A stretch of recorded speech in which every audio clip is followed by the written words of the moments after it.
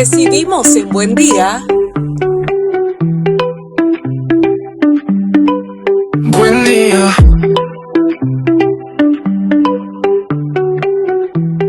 Con el corazón en las manos y definitivamente que con un nudo en el pecho, nosotros estamos dando continuidad a este concepto de producción denominado Buen Día, que se transmite a través de Super TV 55.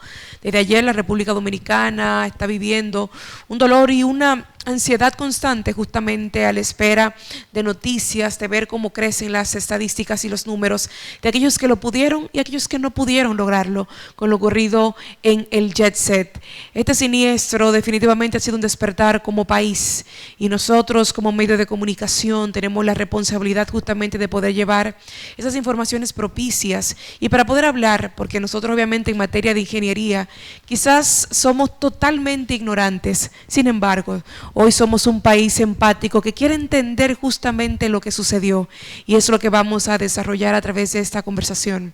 Recibimos al ingeniero Ervin Vargas. Bienvenido nueva vez. Buenos días. Para mí es un grato placer y sobre todo estar presente en el momento en que el país y ustedes requieren a uno, porque en este tipo de situaciones ya muy lamentables tenemos muchas cosas que aprender de este desastre. Y además también la parte educativa es muy importante, saber por qué sucede en este tipo de desastres. Correcto. Y ese colapso de este tipo de edificaciones, porque todo ingeniería es como si fuera un cuerpo humano. Correcto. La ingeniería forense, como le decía en OS, tiene la capacidad de poder detectar antes y después qué pasó y por qué sucedió lo que sucedió con ese colapso casi total en lo que es el área de mayor amplitud, que es donde estaba concentrado el mayor peso. Y yo estoy completamente claro cuáles fueron las causas reales de ese colapso lamentable, que a medida que pasa la hora ya pasamos de 112 muertos, de aquí para allá la posibilidad de vida se van reduciendo y la cantidad de muertos van a aparecer más, lo que significa que esto es algo que se debió evitar. Pero en la República Dominicana tenemos muchas leyes, muchos reglamentos, muchas ordenanzas, y resulta que eso son letras muertas en la República Dominicana, y eso nosotros vamos a tener que poner la atención de poder cumplir y poder inspeccionar, porque es asunto de vida. Y más, sobre todo, las grandes edificaciones que alojan grandes muchedumbres para los espectáculos, ya sea como esto, que la gente fue a disfrutar la vida. Correcto. Y precisamente terminó acabando con su vida, así es muy lamentable. Así es, su presencia en esta mañana es luz indiscutiblemente ante la oscuridad del desconocimiento. Solamente creo que es prudente y pertinente en este momento hacer una actualización según la última publicación de los organismos correspondientes.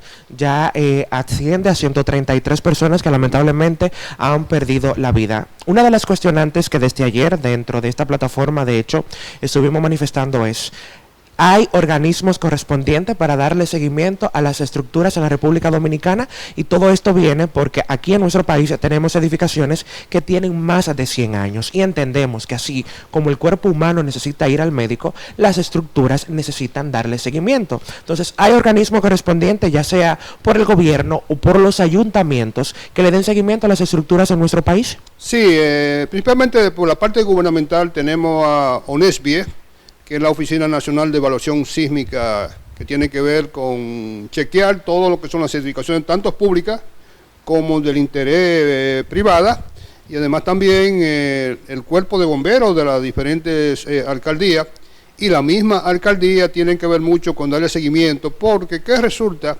Que la alcaldía da en lo que es el uso de suelo. Si yo a ti te he dado un uso de suelo para que construya una discoteca, y resulta que el MIBEP, en este caso, chequea que todo está bien, pero que resulta que la vida útil de una edificación, estamos hablando de 50 años, puede durar más, dependiendo del tipo de mantenimiento que se le dé. En este caso tenía 53, y entonces esos organismos tienen que darle seguimiento, porque en países avanzados como Estados Unidos, las inspecciones a edificaciones son vitales, porque las fallas que puede tener una infraestructura no es lineal. Pueden haber causas que te puedan desvirtuar la parte lineal, donde tú consideras que puede tener fallo por las condiciones ambientales y el tipo de uso que se le está dando a ese lugar. Correcto. Como ustedes van a apreciar cuando entremos ya más en detalle, cómo se calculó, qué pasó ¿Y por qué se cayó este desplome? Porque aquí tenemos los organismos correspondientes. Desgraciadamente, ONESBIE, que es la parte gubernamental, tiene tantos y tantos estudios que ha hecho y solamente 2 escuelas a nivel nacional, de miles de escuelas que hay que revisar, solamente se están interviniendo. Pero esto nos va a servir a nosotros. Por ejemplo, aquí nosotros en Santiago sabemos las edificaciones que pueden colapsar en el caso de un terremoto. Yo me he cansado de decir que hay que intervenir, que hay que tener cuidado, que esto lo otro, pero aquí a nadie hacen caso omiso, lamentablemente. Solamente cuando viene la tragedia. Así es. Es lo lamentable. Irving, usted como ingeniero forense, justamente, va a darnos una perspectiva mucho más amplia y más que un profesional de cualificación y de capacidad, usted es un ciudadano preocupado. Y yo tengo que decirle que gracias por eso, porque yo sé que usted no se ha cansado de alzar su voz en cada plataforma diciendo esto, no solamente por Santiago, sino por toda la República Dominicana. Es un hecho mucho más allá de ver lo que podamos conseguir haciendo una infraestructura, es también cuidar todo el ecosistema. Vamos a entrar en materia porque sé que es algo muy complejo, que necesita que usted tenga ese nivel de explicación pausado. Perfecto. Así es, y sobre todo es algo abstracto, será algo que uno no estaba ahí. Exactamente. Correcto. Pero como un preámbulo, yo he tenido la dicha en mi ejercicio profesional de que he sido el único profesional de la República Dominicana que ha comandado las comisiones que investigaron las últimas 3 grandes desgracias de la República Dominicana, como fue la riada del Río Blanco en Jimaní, por allá por el 2003, el terremoto de Puerto Plata en el 2004, y además también el desfogue, un error humano de la presa de Tavera. Es decir, yo comandé esa comisión con un grupo de técnicos valiosos, multidisciplinarios, y cuando se investigan los desastres hay que tener olfato. Sí. ¿Qué yo busco? O sea, ¿por dónde lo tengo que encontrar? Y en este caso, lo primero que tenemos que observar es que cómo comienza el desenlace de la pérdida de resistencia de ese edificio. Lo primero es que en el 2023 ocasionó un incendio, fruto de un rayo que impactó la planta eléctrica, y la planta eléctrica entonces se pasó el fuego a la edificación. ¿Qué esto conlleva en la vitalidad y la resistencia de ese edificio? En primer lugar, la estructura metálica, como era mayormente esa estructura, cuando el fuego alcanza los 400, ya ese acero comienza a fatigarse. Y cuando llega a los 1000 grados Celsius, ya ha perdido completamente lo que es la capacidad de resistencia, por lo que yo entiendo que si pasó de 400, pudo haber ya mermado un 40%. La fuerza. La fuerza de resistencia. Y en el caso del hormigón, que habían también parte de hormigón, con 300 grados ya se comienza a desintegrar y a los 600 ya completamente pierde todo tipo de resistencia. Es decir, que ya ahí tenía una enfermedad ocasionada por un incendio. En segundo lugar, la cercanía del mar, el salitre. Ustedes saben que todo lo que está a orilla del mar, el salitre, pues daña la estructura metálica, la oxida, le va quitando capitas, se va reduciendo el espesor, lo va enfermando, y además también, que este no fue el caso, hay muchas cavernas que el agua marina penetra y la salinidad penetra hacia el subsuelo, 300 metros aguas adentro de la costa, que no fue el caso por fallo de Zapata. Esto fue fallo estructural del techo. Lo que eso también es otra problemática que se le agrega a este edificio. Pero en tercer lugar, viene el problema que le meten una carga móvil, porque en ingeniería hay carga, cuando se diseña, una carga muerta, que todo el peso que está fijo, como es la losa del hormigón, la columna, todo lo que está fijo ahí. Ahora, la carga móvil es todo aquello que tú mueves. Lo pone aquí, lo pone allá, lo pone a cambiar. Como los aires, las plantas y demás. Y en ingeniería, usualmente nosotros calculamos eso con un porcentaje mayor al de uso, precisamente para prever cualquier asunto no calculado en ese momento. Entonces, cuando analizamos qué carga adicional le colocaron, en primer lugar le colocaron muchísimas capas de un foam con una arenilla debajo del alucín. Es una carga, pero que resulta que el alucín a orilla del mar, todos esos tornillos se comienzan a corroer, y la goma también, que es el sello, por ahí comienza a entrar agua y tenía filtraciones. ¿Cuántas toneladas de lluvia estaban impregnadas en ese fondo. Pero además también el kit de bocina que se le coloca colgando al techo, el mismo techo de luces, o sea, todo eso son cargas adicionales. Y además también el viento tiene que ver mucho también, porque cuando uno calcula un techo, el viento es muy significativo en cuanto a el grosor de la estructura que hay que calcular. Muchísima gente se hace el chivo loco, porque aquí en Santo Domingo hay que calcular con huracán categoría 5. Correcto. Ya pueden venir categoría 6, que no existe, porque el categoría 5 está de 250 hasta infinitamente. Correcto. Y yo encuentro que después de los 280 ya debería de existir una categoría 6, porque ya hay huracanes que sobrepasan los 300 kilómetros por hora. Correcto. Entonces, ¿qué resulta? Ante esta inestabilidad y vulnerabilidad de esta edificación, le agregamos lo que es una carga adicional, que son las ondas sonoras de los equipos de música que usualmente le dan para allá. En la discoteca, tú ves que primeramente comienzan a vibrar los cristales. Ustedes cuando se le da esa música, y si tú estás muy cerca, también tú sientes el impacto. Sí, el nivel de Y esa vibración. onda puso a vibrar una edificación completamente débil, inofensiva, y entonces la estructura comenzó a oscilar.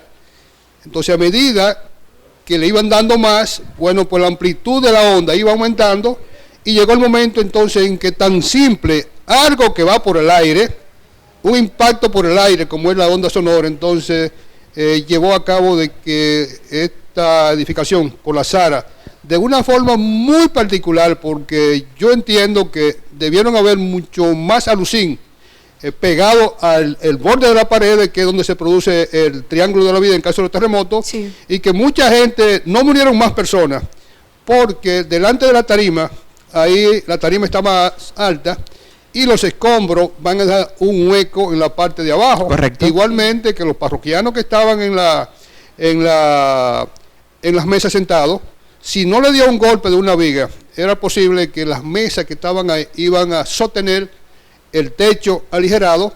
Ahora bien, los que estaban bailando, es muy seguro que absolutamente el 100% de los que estaban bailando fallecieron.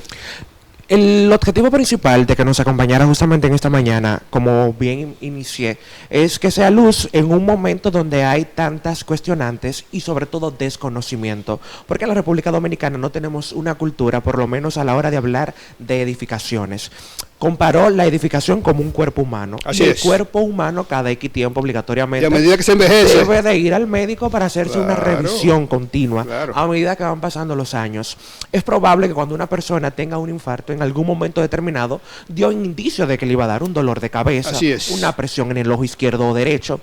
Las edificaciones, cuando ya están en momentos de revisión, van dando indicios y cómo podemos ir percatándonos del sí, mismo. correctamente. Por ejemplo, un ingeniero especialista, lo primero que anda buscando es cuál es el uso de la obra. Entonces tú comienzas a buscar desde arriba hacia abajo. Tú, si es una losa de hormigón, tú ves las filtraciones. ¿Correcto? Ya provocar las filtraciones indica que las filtraciones por un largo tiempo te van a ir oxidando la varilla.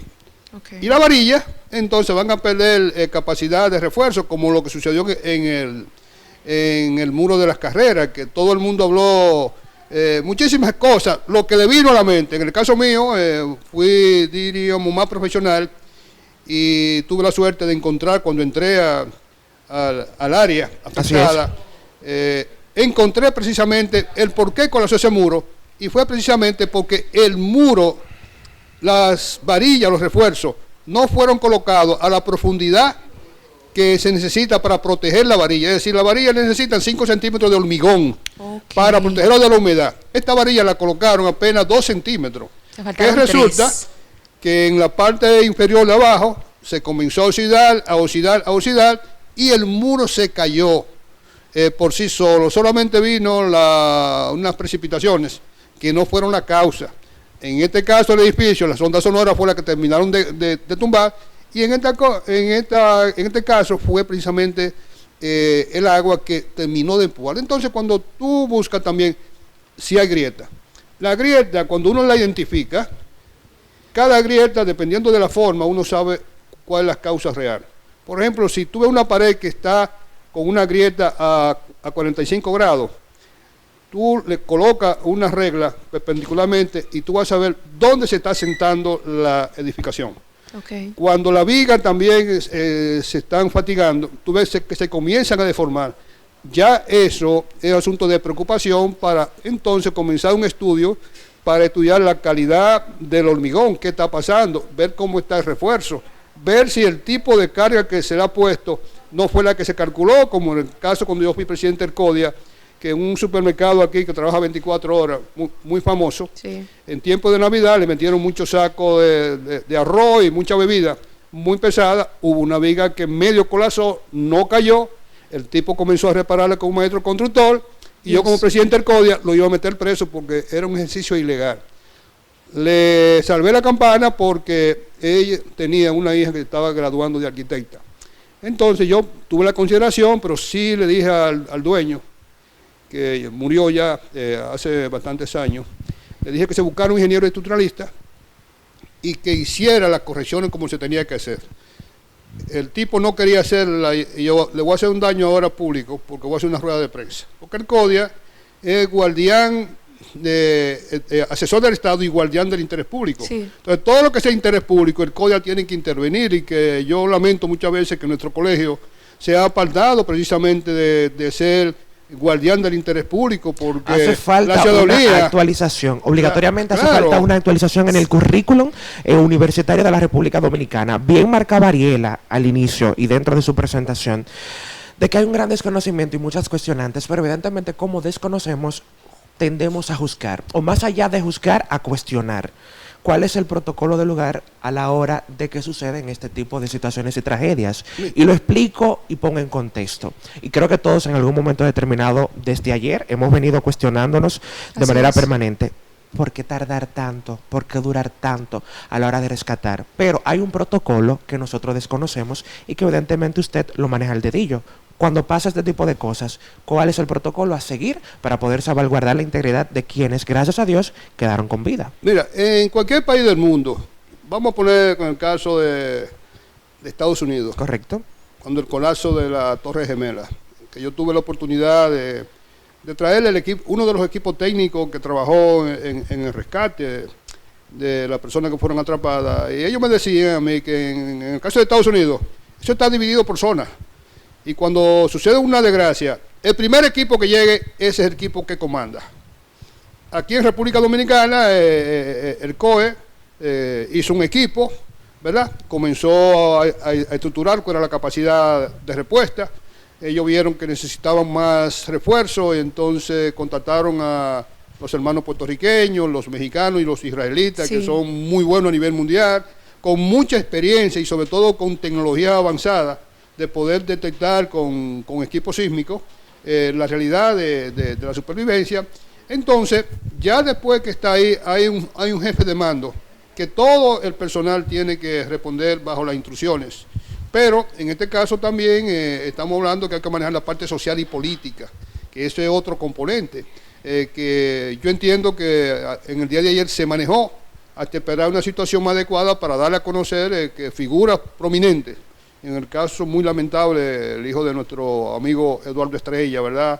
Y su esposa. De verdad que la gente estaba ansiosa de saber qué le había pasado a Ruby Pérez, y todo el mundo entendía y los medios de comunicación dijeron qué es lo que pasó. Entonces, cuando existe este tipo de tragedia, hay un protocolo. Lo primeramente es silencio total dentro del área. Aquí no vimos esa particularidad de que en el Japón, cuando el terremoto, nadie estaba en la calle. No, nadie. Aquí estaba todo el mundo. Las inmediaciones estaban llenas de ciudadanos. Y los periodistas ni hablar, porque ellos dicen, no, yo estoy haciendo mi trabajo, ok. Pero eso es muy imprudente, perdón que lo diga. Hay un video de una joven por ahí que de verdad me faltaron ganas de escribir. O sea, ¿cómo es posible que el mismo mecanismo gubernamental está tratando de salvaguardar la integridad de la periodista y ella está, en términos popular dominicanos, de indeseable? Qué imprudencia. O sea, yo entiendo también que así como que hay que actualizar el currículum de la arquitectura, de igual manera el periodismo. Deben de dar una materia obligatoriamente de ética, que sí hay, pero solamente como un reglamento o una materia reglamentaria. Eso es bueno que pase.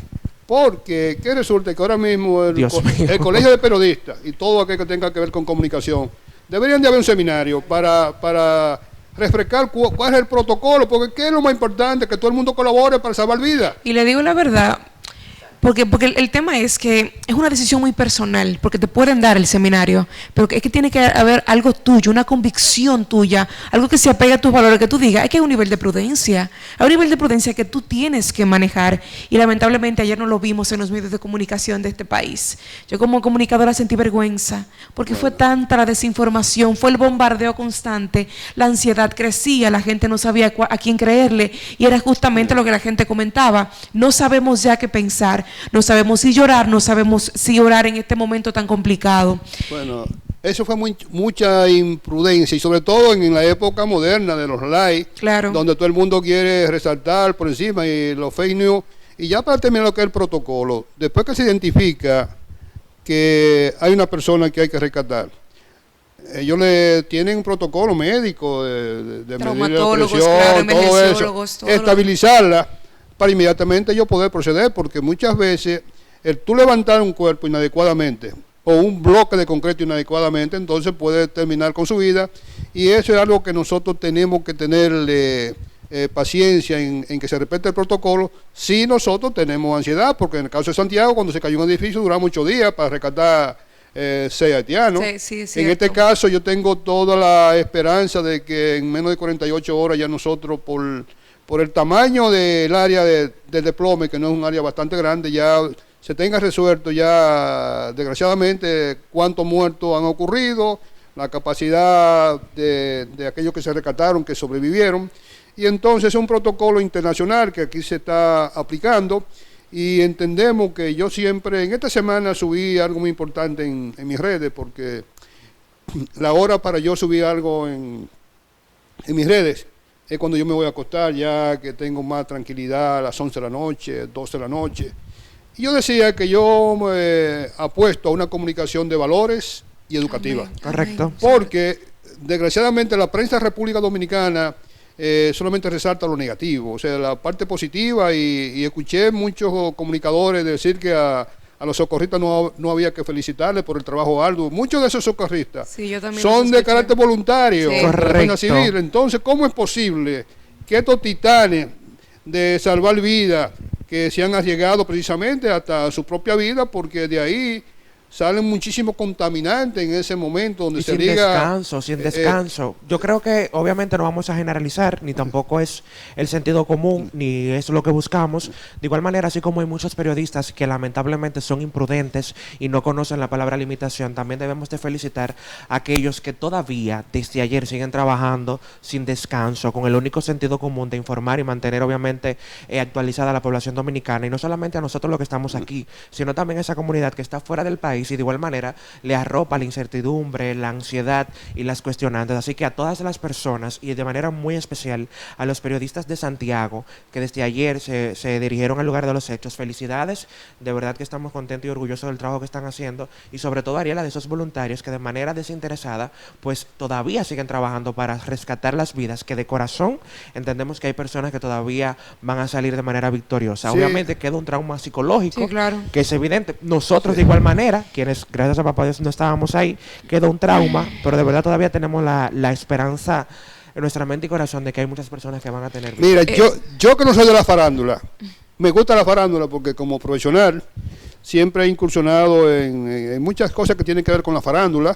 La farándula es muy diferente a lo que es la parte científica. porque Totalmente. En la farándula todo se ve bien. Sí. Y como se diga, todo está bien, pero en la parte que nosotros manejamos, tenemos que tener mucho cuidado con la credibilidad y los análisis que uno haga. Pueden haber muchísimos profesionales que digan, no, el ingeniero Vargas está hablando disparate, pero tiene que enfrentarse con la ciencia y con la realidad de lo que pasó ahí. Exacto. Porque no estamos hablando por hablar, y es muy lamentable porque yo desde que me enteré de la noticia, todas mis actividades ya hasta el día 10, yo considero de que yo cambié mi rutina.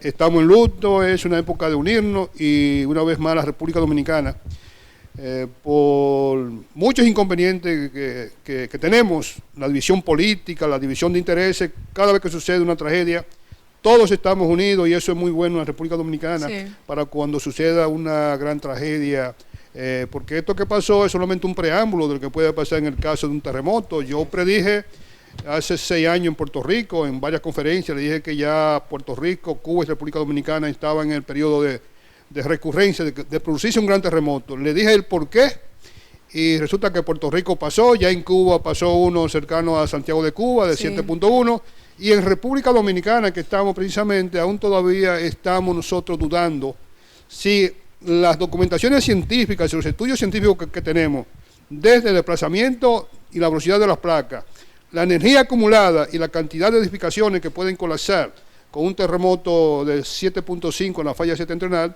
estamos hablando de 2.500 personas fallecidas, más de 10.000 edificios con problemas. Es decir, que imagínate tú una ciudad con 100.000 heridos, donde ahora tú vas a una sala de emergencia de cualquier hospital y clínica y no hay capacidad. Exacto, en este momento, entonces, ¿qué yo propondría? Vamos a hacer una graduación masiva de enfermeras, porque una enfermera y una buena marquesina, ya con un protocolo adecuado, puede salvar mucha vida, porque ¿qué es lo que se va a hacer? Es estabilizarlo en ese momento hasta que se pueda trasladar a un centro médico especializado. Y entonces, pero aquí son letras muertas y a mí me apena mucho que nosotros en Santiago, donde estamos esperando un terremoto de 7.5 a menos de 5 kilómetros y con la característica de la falla del último terremoto que ocurrió en Myanmar, el cual el terremoto va a ser superficial, muy cercano, y el mismo tipo de falla el que produjo aquel terremoto, por lo que nosotros como especialistas nos apena mucho de que uno no es que gaste el tiempo, sino es que el tiempo que uno ocupa no sea aprovechado por aquellos funcionarios y aquellas personas que sí tienen que tomar decisión, y el mismo pueblo por lo menos que exija un accionar de que todos los años se haga un simulacro, pero no se hace un simulacro solamente parcial, sino que sea todo el mundo, porque yo veo muchas veces que hacen un simulacro, viene un terremoto en una provincia, y ni siquiera lo hacen en la provincia completa, claro. Lo hacen, por ejemplo, en la estación de bomberos de la 30 de marzo, y listo. ¿Y qué hace el de a pie? El de a pie que no sabe eso, por ejemplo, del triángulo de la vida, cuando hablamos de temas sísmicos, a qué apoyarse, más de lo que vemos en película. Estamos totalmente analfabetos en cuanto al tema. Lo sucedido definitivamente fue un despertar para el país. ¿Qué espera usted como profesional en lo adelante? ¿Qué se podría hacer en cuestiones tanto de sus colegas, que sé que muchos quizás no respetan el oficio y son aquellos que, sí, hombre, vamos, hazlo, no te preocupes, yo te busco la forma, y también el ambiente político, que entiendo que ya se debe tomar carta en el asunto, porque estamos corriendo contra el reloj? Bueno, mira, en el caso mío, que dirigí la comisión técnica del PRM en Santiago por un tiempo, me desvincularon porque di un sano consejo sobre el teleférico y el monorriel, que no me hicieron caso. Le hice un llamado también de observación sobre el río Yaque del Norte, que entaponaron el cauce, que eso puede producir una gran tragedia. Siempre he estado abogando por la unificación. Ahora mismo lo que conlleva es de que tanto la gobernación, la alcaldía, el gobierno, todas las instituciones, pues hagan un gran seminario para que de ahí se haga un plan general de acción, y que los organismos que tienen que velar por la inspección y que las edificaciones que tenemos revisadas ya se pueden intervenir. Por ejemplo, ¿qué esperamos nosotros del Ulises Francisco y para allá? ¿Que se nos caiga con un terremoto? ¿Qué nosotros estamos esperando del elevado de la Sadalá? ¿Qué nosotros estamos esperando también del mismo ayuntamiento y del cuerpo de bomberos? Estamos hablando que estas estructuras, y disculpe que lo interrumpa, están presentando fallas. No están presentando fallas, sino tienen estudios de vulnerabilidad sísmica. Perfecto. Es decir, ¿qué significa vulnerabilidad sísmica? Los terremotos no les gustan lo que son los pisos suaves. ¿Qué son los pisos suaves? Cuando un edificio tiene 4 niveles, hay 3 igualitos, y el de abajo tiene, en efecto popular, una columnita tipo canquiña. Entonces tiene un cambio de rigidez de menos de un 50%. Entonces cuando hay ese cambio de rigidez, los de arriba dicen, no, yo soy fuerte, yo aguanto, pero ¿y el de abajo? ¿Qué le sucede cuando hacen un palo encebado? Que siempre ponen el más fuerte abajo, van subiendo, disminuyendo el peso, pero ¿qué resulta? Que a medida que le van agregando peso, ¿qué hacen las piernas gordotas de los gordos abajo? Que se van debilitando y al final van hacia abajo, por lo que Santiago está requete estudiado, el país está requete estudiado, y Santiago tiene la gran ventaja de que aquí Santiago tiene los técnicos más identificados. Así es. y que más lo han hecho desinteresadamente, como es el caso de Coromina Pepín, que murió, Orlando Franco, Luis Peña, en el caso mío, en el caso de Osiris de León, que es de Navarrete, es del mismo pueblo donde yo soy, y que nosotros siempre hemos estado interesados y lo hemos hecho de buena fe y a título gratuito, porque muchas veces aquí vemos muchos técnicos, pero muchos no opinan, porque de una manera u otra creen que cuando uno opina algo, ¿verdad?